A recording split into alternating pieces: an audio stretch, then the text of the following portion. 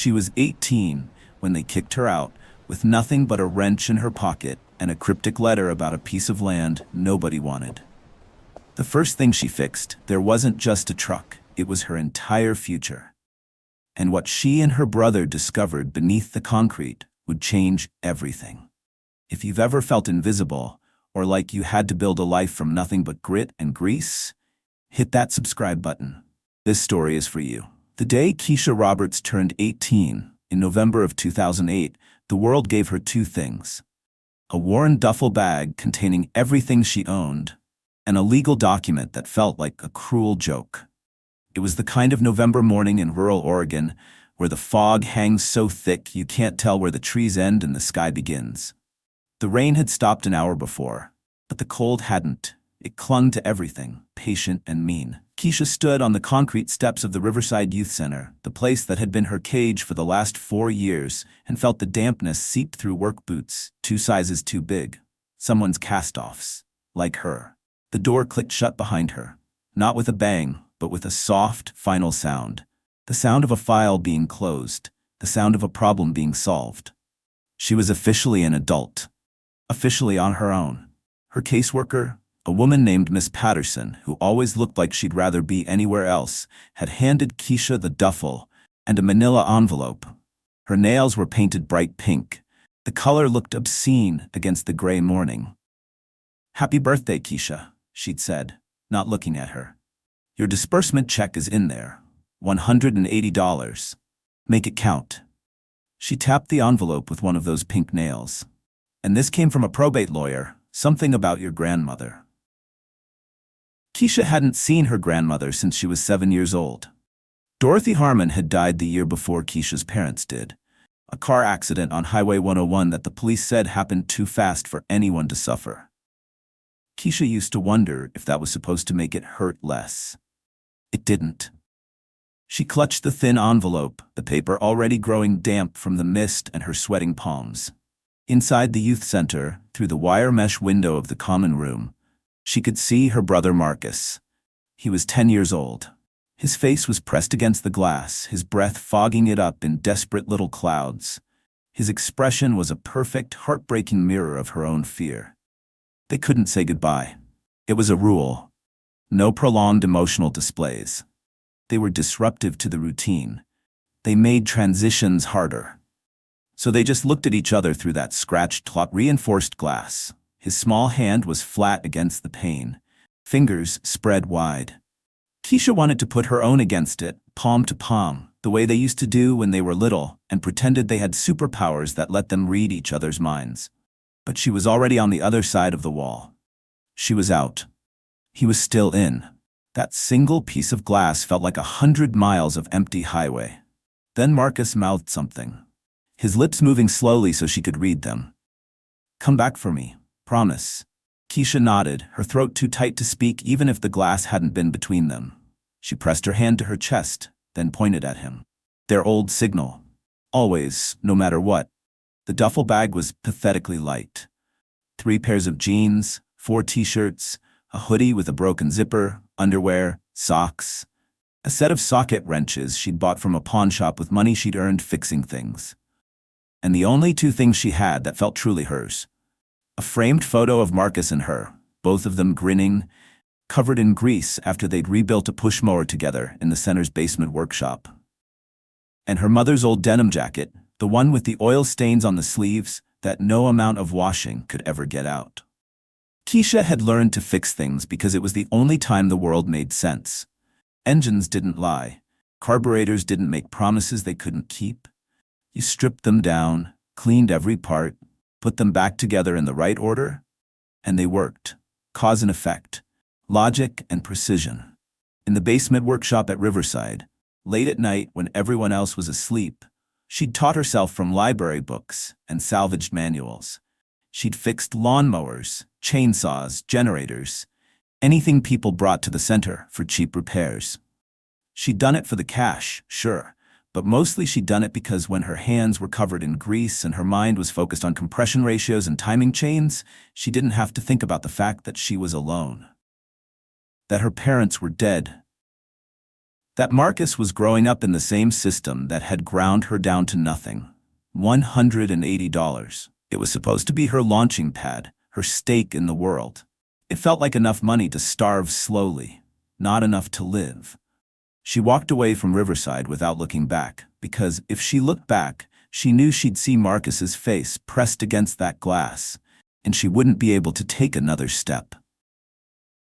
The Greyhound station was a 20-minute walk through town. She opened the manila envelope with hands that wouldn't stop shaking.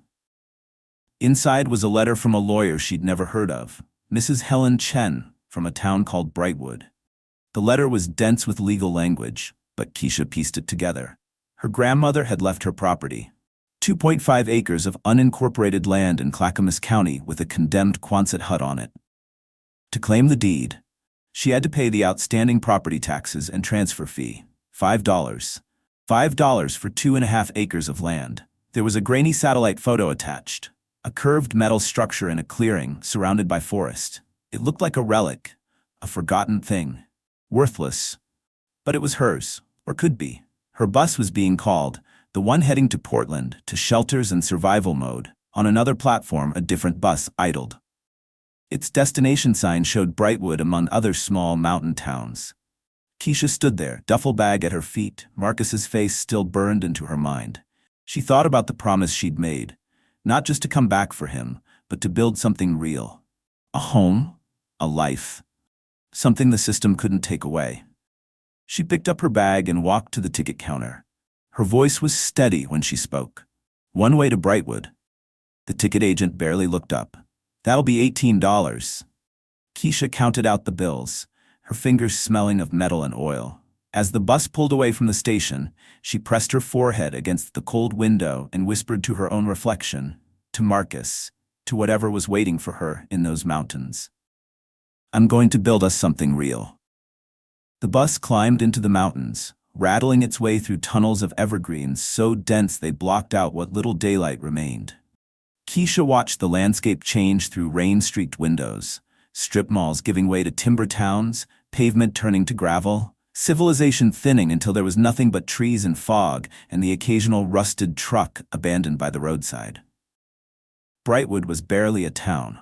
A post office, a general store, a diner that looked like it hadn't updated its menu since 1975.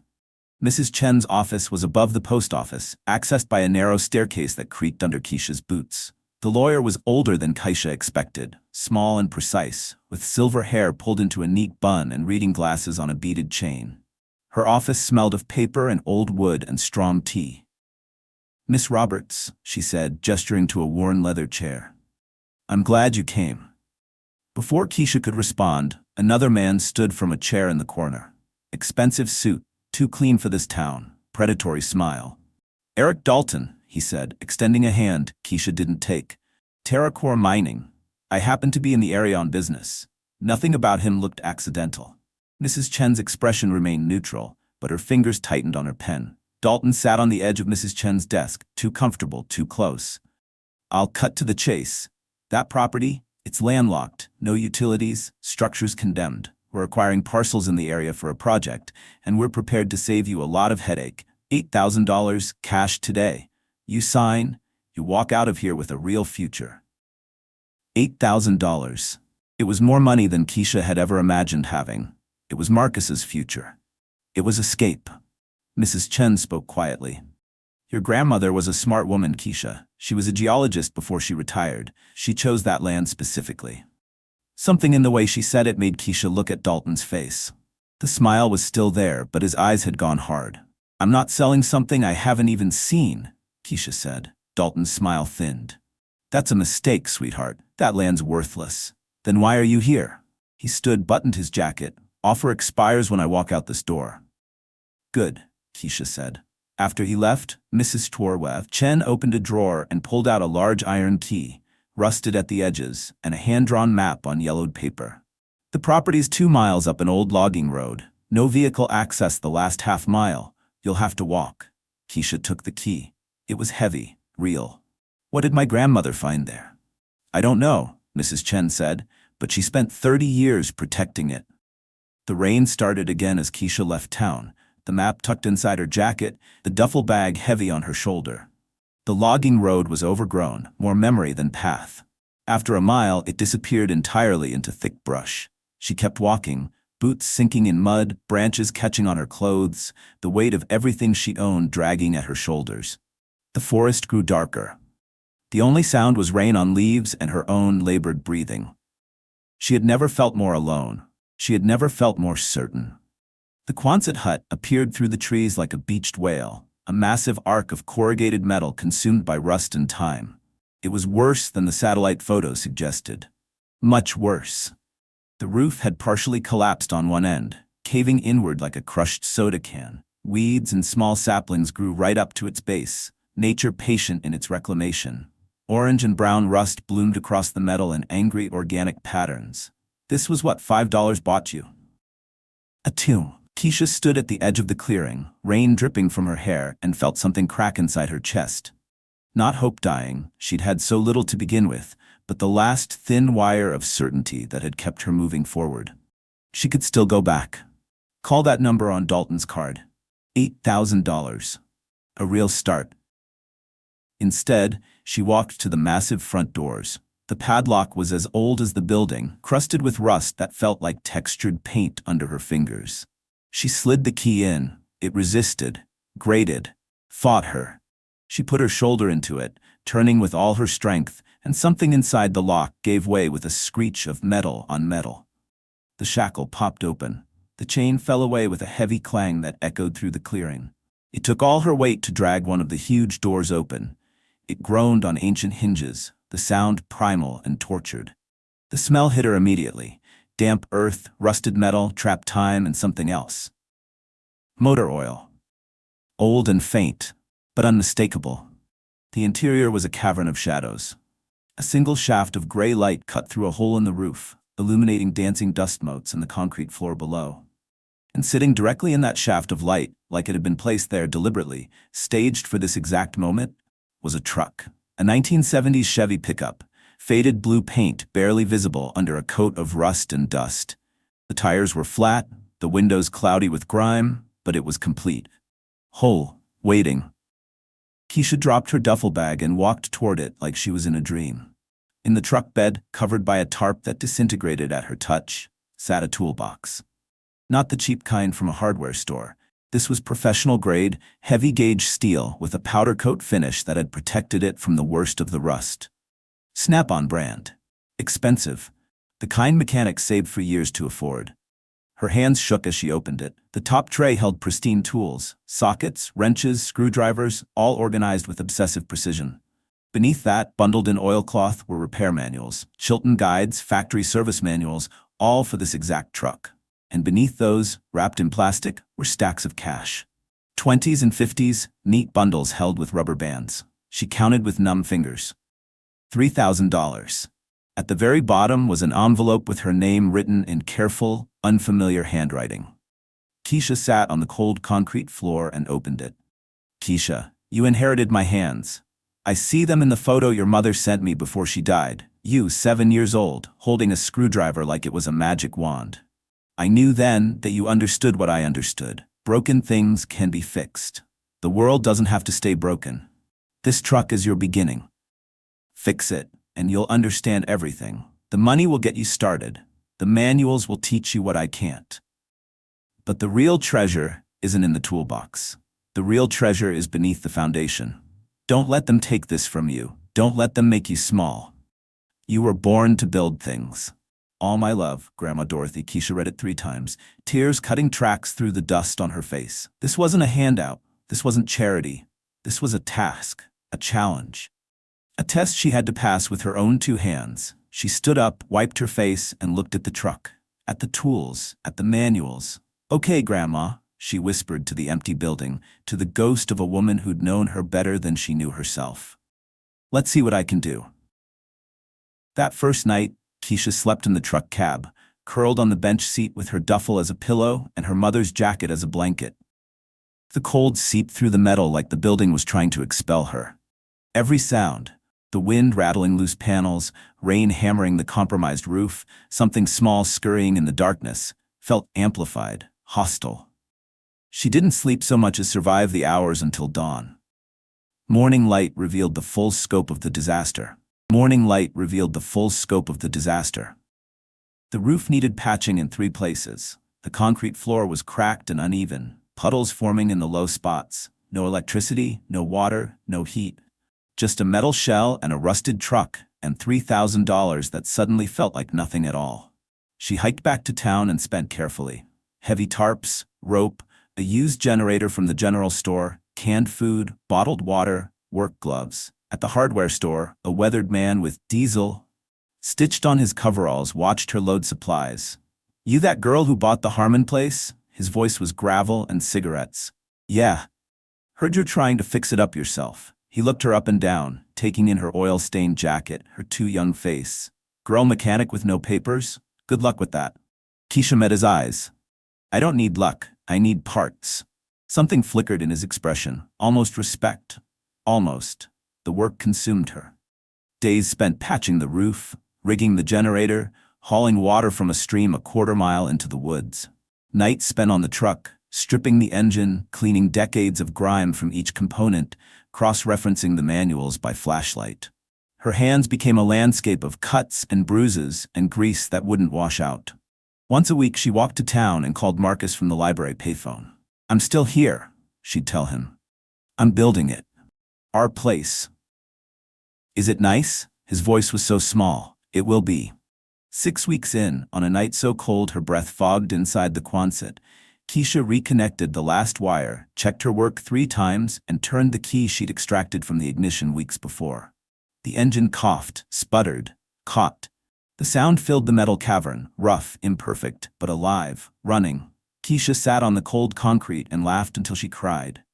The truck ran rough, burning oil and backfiring on hills, but it ran. Keisha drove it to town on a gray January morning with no plates and a prayer that she wouldn't pass a cop. She needed supplies. She needed to be seen doing the impossible. Diesel was outside his shop when she pulled up, the engine's distinctive rumble turning his head. He walked over slowly, circling the truck like a predator assessing prey. Ran his hand along the fender, peered under the hood when she popped it. "Who taught you to rebuild a carburetor like that?" His voice had lost its edge. "I taught myself. YouTube videos at the library, old manuals, trial and error." He looked at her for a long moment. "You need work?" "I need customers. Johnson's tractor threw a rod last week. He's been bitching about the dealer's quote." Diesel pulled out a business card, crossed out his own number, wrote hers, the payphone at the general store. "Tell him I sent you. Do good work, word'll spread." Word spread. By March, she was fixing tractors, chainsaws, the occasional car. Cash jobs, no invoices, just locals who needed affordable repairs and didn't care that she was 18 and uncertified. The money let her buy better tools, real food, materials to properly fix the Quonset's roof. Then the letter arrived via Mrs. Chen. TerraCore Mining, $50,000 for the property. The language was different this time. Concerns about structure safety, mentions of county code enforcement, phrases like liability issues and condemnation proceedings. It wasn't an offer, it was a threat. The same week, Keisha found fresh surveying stakes along her property line. Bright orange ribbons. Someone had been measuring, marking, planning. She was restoring the truck's interior when she found it, tucked behind the door panel, wrapped in waxed canvas. A folded geological survey map, her grandmother's handwriting in the margins. Contour lines, depth measurements, unfamiliar symbols clustered in specific areas. At the bottom, one word underlined 3 times: lithium. Mrs. Chen looked at the map for a long time when Keisha brought it to her office. "Your grandmother was a geologist before she retired," she said quietly. She knew this land intimately. She knew exactly what she was protecting. From what? From people who see resources instead of futures. Mrs. Chen folded the map carefully. $50,000 isn't generosity, Keisha. It's theft. The concrete floor was Keisha's spring project. The old slab was too cracked, too uneven for a proper shop. She borrowed a jackhammer from Diesel, spent 3 days breaking up the old concrete in sections, hauling chunks outside in a wheelbarrow that left her shoulders screaming. She was clearing the 4th section when the jackhammer bit caught on something that wasn't concrete. A seam. Perfectly straight. Too deliberate to be a crack. She traced it with her fingers, a square, roughly 4 feet on each side, cut into the foundation itself. It took an hour to find the mechanism. A recessed lever hidden under decades of dirt, nearly invisible. When she pulled it, something deep below groaned and shifted. The concrete square tilted upward on a counterweight system, revealing a ladder descending into darkness. The chamber below was small and dry, walls made of fitted stone that spoke of careful, skilled construction. In the center, on a stone pedestal, sat a metal lockbox.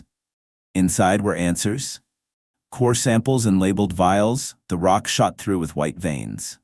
Geological surveys marked classified, USGS 1974, showing subsurface formations and mineral concentrations. Legal documents analyzing Oregon mineral rights law. And photographs, dozens of them, showing the land from different angles, marked with coordinates and depth measurements. At the bottom, a thick letter in her grandmother's precise handwriting. Keisha, if you're reading this, you've done what I hoped. You've made this place yours through work, not luck. Now I need you to understand what you're protecting. This land sits on one of the largest lithium deposits in North America. The kind that powers electric car batteries, phones, the entire future grid. It's worth tens of millions, maybe more. I found it in 1974 during a state geological survey. The report was classified to prevent a resource rush. I bought this land with everything I had because I knew what would happen if corporations got their hands on it. Strip mining, contaminated water, a community gutted for profit. You'll face pressure to sell. Don't. This is bigger than money. This is about who controls the future. Them or us. The land around you is being acquired. Yours is the keystone. Without it, they have nothing. Trust yourself. Trust your hands. And remember, the most valuable things are the ones they tell you are worthless. Love. Grandma Dorothy Keisha sat on the cold stone floor, surrounded by evidence of a 30-year chess game. TerraCorp hadn't been offering $50,000 for a condemned building. They'd been trying to steal $50 million from an 18-year-old girl they thought was too desperate to ask questions. She climbed out of the chamber, stood in the Quonset she'd rebuilt with her own hands, and felt something shift inside her. She wasn't desperate anymore. She was dangerous. Mrs. Chen didn't say a word when Keisha spread the contents of the lockbox across her desk. She just put on her reading glasses and studied each document like she was preparing for war. Which, Keisha was beginning to understand, she was. "We need a specialist," Mrs. Chen said finally. "Mineral rights law in Oregon is complex. This is beyond my expertise." The lawyer she found was expensive, a woman from Portland named Sarah Voss who'd built her career suing mining companies. She took one look at Dorothy's documentation and smiled like a wolf. "They've been very, very stupid," Voss said. "Your mineral rights were never separated from the surface deed. You own it all, and they know it." TerraCorp's response was swift and vicious. Within a week, county code enforcement showed up at the Quonset. The inspector was apologetic but firm. Anonymous complaints about structural safety, unpermitted electrical work, possible hazardous materials. The building was declared temporarily uninhabitable, pending a full engineering assessment that would cost thousands of dollars. Keisha didn't have. 2 days later, the sheriff delivered a cease and desist order. Anonymous complaints about unlicensed commercial mechanic work. If she continued, she'd face fines of $500 per day. The new offer arrived by courier. $300,000. 48-hour deadline. The letter mentioned, almost casually, that accidents happen in remote areas, and that TerraCorp wouldn't want to see a young woman get hurt. It wasn't subtle anymore. It was a threat. The environmental groups found her next. Cascade Watershed Alliance, a coalition of activists who'd been fighting development in the region for years. They arrived at her property suspicious, certain she was just another sellout waiting to happen.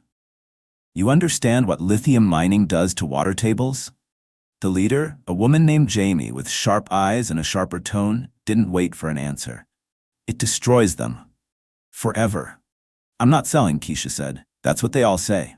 Until the number gets big enough." The town fractured along old fault lines.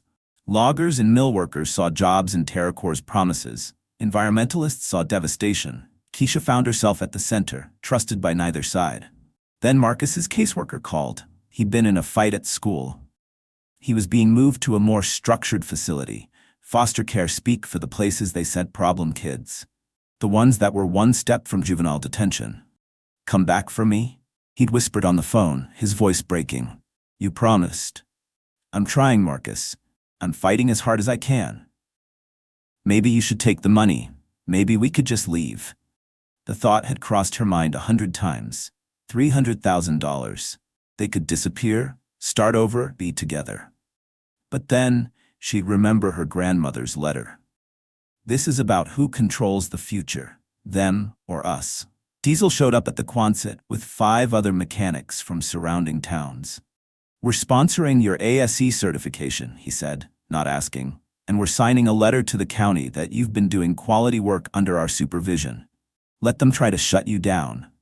It was the first time Keisha had cried in front of anyone since she was 7 years old. She kept working, kept fighting, because the work was the only thing that made sense. She installed proper wiring, reinforced the roof, built workbenches and tool storage. The Quonset was transforming, and so was she. Sarah Voss brought the final piece of evidence, TerraCore's environmental impact assessment, the one they'd filed with the state assuming they'd acquire all the parcels. The lithium extraction they were planning would require millions of gallons of water annually.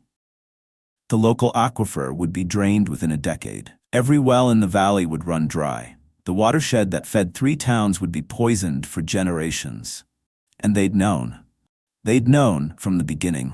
Keisha looked at the projections, the maps, the cold calculations that turned living communities into acceptable losses. "Set up the meeting," she told Voss. "I want to look them in the eye." They arrived in 2 black SUVs, 3 executives in suits that cost more than Keisha's truck. Eric Dalton led them, his smile the same predatory expression she remembered from 9 months ago. They expected a scared teenager. They expected surrender. Mrs. Chen's conference room was small, outdated, the wood paneling yellowed with age. It made the executives look obscene, too polished, too much. Dalton slid a cashier's check across the table, $300,000. Plus relocation assistance. "First month's rent anywhere you want. We'll even help with your brother's situation. Private school, good foster placement." They'd done their research. They knew exactly where to push. Keisha looked at the check, at Marcus's future written in numbers. Then she slid it back.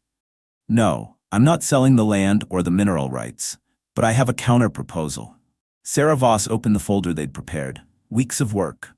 Community meetings, environmental impact studies, legal frameworks. "Community land trust," Keisha said, her voice steady. "Mineral rights transferred to a community-controlled trust. Extraction happens under sustainable practices. Watershed protection, 30-year timeline, independent environmental monitoring. Revenue distribution, $12 million to the trust, funding schools, infrastructure, youth trade programs." Dalton's smile vanished. "I retain surface rights. I operate my auto shop and future EV repair training center. You get your lithium, but on our terms, with community benefit, with environmental protection." "That's absurd," one of the executives said. "We don't negotiate with." "With what?" Keisha leaned forward. "With an 18-year-old girl? With someone you thought was desperate enough to take whatever you offered." She pulled out TerraCore's own environmental assessment. "I'll go public with this. Every news outlet, every environmental group. You've been buying up land to drain the aquifer, to poison the watershed. 3 towns lose their water so you can maximize profit." Dalton's jaw tightened. "You're making a mistake." "No, you made the mistake. You underestimated me because I'm young, because I'm a woman, because I came from nothing. You thought I'd be grateful for your scraps. We can litigate this for years." "Go ahead. I've got time. You've got investors asking why your flagship project is stalled because of one girl with a good lawyer and better PR." The room went silent. Sarah Voss smiled. "The lithium quality here is exceptional. The location is perfect. Your alternatives are inferior and you know it. Take the deal or spend 5 years in court watching your competitors catch up." 3 hours later, they signed.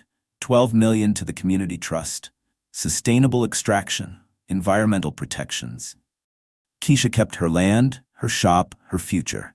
She walked out into the spring evening and called Marcus from the payphone outside. "I'm coming to get you," she said. "For real this time. We won." The custody hearing was in June, almost exactly a year after Keisha had walked away from Riverside with nothing but a duffel bag and a $5 inheritance. The judge was a tired-looking woman who'd seen 1,000 cases just like this. Young people aging out, siblings left behind, the system's casual cruelty. She read through the files slowly, then looked up at Keisha. "You're 19 years old, no college degree, no formal training. No, Your Honor. But you own property. You run a business. You negotiated a multi-million-dollar land trust agreement that's being called a model for community-controlled resource management." She gestured to the stack of letters.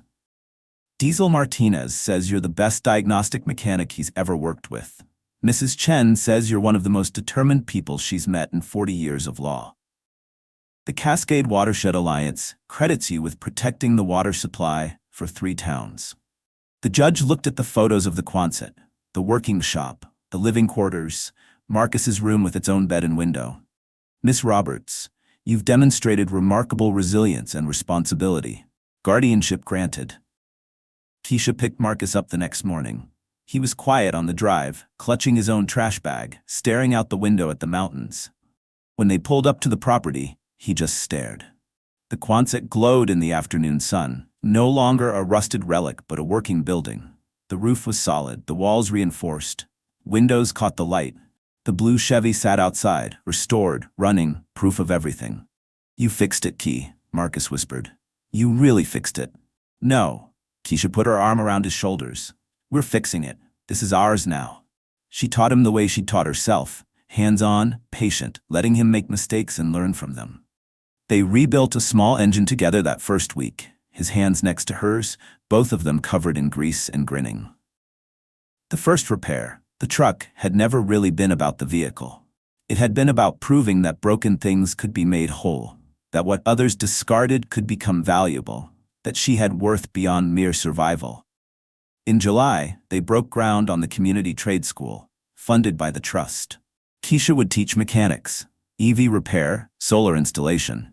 Skills for the future, taught to kids like her and Marcus, kids the system had forgotten. Her grandmother hadn't left her property. She'd left her agency, the power to choose a different future, to build instead of just survive. Now, standing in the Quonset with Marcus, tools in their hands and oil under their nails, Keisha understood the real inheritance. It wasn't land or money or even secrets buried beneath foundations. It was the knowledge that you could take something broken and make it whole, that you could start with nothing and build everything, that your hands, your mind, your stubborn refusal to accept what they told you was possible, that was the treasure. If you've ever had to rebuild your life with nothing but your hands and your heart, know this: you're not alone. We're all building something together. Share your story in the comments below. Tell me about the first thing you fixed, the first time you proved them wrong. And if this story meant something to you, watch our other videos about people who refused to stay broken, who built futures from scraps and sweat and sheer determination. Because that's what we do. We fix things. We build things. We make broken things whole. One repair at a time.